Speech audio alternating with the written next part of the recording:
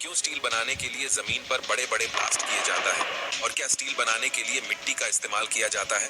तो अगर आप भी जानना चाहते हैं तो बने रहिए इस वीडियो के अंत तक हमारे साथ। दोस्तों, स्टील बनाने की शुरुआत एक ब्लास्ट से होती है।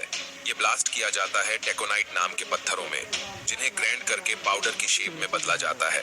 इसके बाद एक बड़ी इंडस्ट्रियल मैग्नेट से इस पाउडर में से आयरन के पार्टिकल्स को अलग निकाल लिया जाता है और इन्हें मार्बल्स की शेप में कलेक्ट करके स्टील बनाने के लिए स्टोर कर लिया जाता है।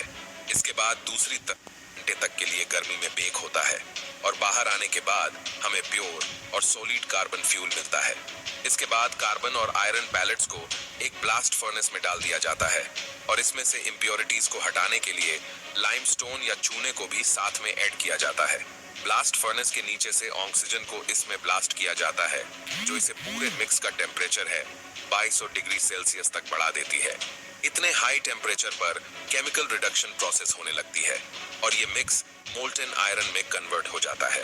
ऐड किया हुआ लाइमस्टोन इम्प्योरिटी के साथ अटैच होकर इस मिक्स के ऊपर आ जाता है और इसे अलग निकाल लिया जाता है।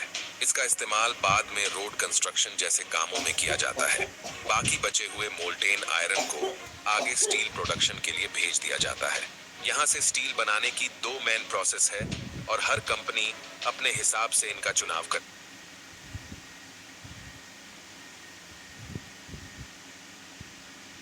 कंस्ट्रक्शन जैसे कामों में किया जाता है। बाकी बचे हुए मोल्टेन आयरन को आगे स्टील प्रोडक्शन पर सबसे पहले स्क्रैप से आया हुआ स्टील डाला जाता है और इसके ऊपर से हमारा प्रिपेयर किया हुआ मोल्टन आयरन। इसके बाद इन कंटेनर्स को सील कर दिया जाता है और एक पाइप की मदद से साउंड की स्पीड से दुगनी गति से इसमें ऑक्सीजन पंप की जाती है। ऑक्सीजन जल्दी ऐसे रिएक्ट करते हुए कार्बन मोनोऑक्साइड गैस बना लेती है, जिसे निकालकर बाद में फ्यूल की तरह इस्तेमाल किया जा सकता है। इसके बाद एयरगन, नाइट्रोजन और ऑक्सीजन को ऐड करते हुए इसमें ऐसे सभी इम्प्योरिटी के लेवल को मेंटेन किया जाता है और कंप्यूटर की हेल्प से सभी लेवल्स को बार बार चेक किया जाता है। आखिर में इस लिक्विड को बाहर निकाल लिया जाता है। अब इस मिक्स में सिर्फ 0.5% कार्बन ही बाकी रह गई है। स्टील बनाने का दूसरा प्रोसेस ये है कि इलेक्ट्रिक आर्क फर्नेस या ईएएफ का इस्तेमाल किया जाए, जिसमें ईएएफ कंटेनर्स में पहले स्क्रैप स्टील को डाला जाता है। अब ये स्टील रिफ्रैक्चरिंग ट्यूब के सहारे धीरे धीरे कंटेनर से नीचे एक टुंडिश